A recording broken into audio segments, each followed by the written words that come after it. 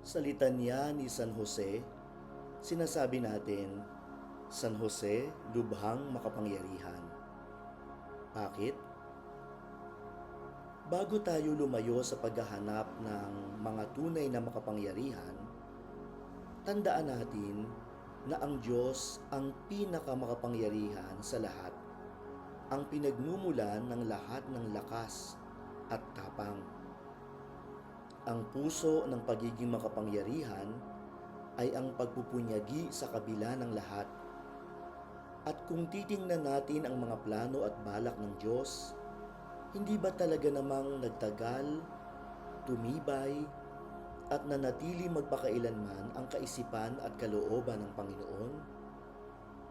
Ang itinatag ng tao ay mapapawi o mabubuwag.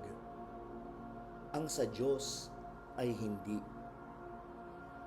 Kay San Jose, makikita natin ang isang tao na hindi natinag, hindi nag-alinlangan, hindi nag-atubili na isagawa ang kalooban ng Diyos, ang anumang mabuti para sa kapwa at sarili.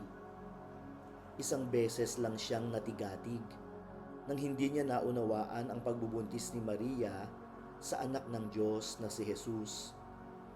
Subalit nang mapagpaliwanagan na siya ng anghel, inialay niya ang buo niyang lakas, lahat ng sa kanyang kapangyarihan, upang paglingkuran si Jesus at Maria araw-araw hanggang sa dulo ng kanyang buhay.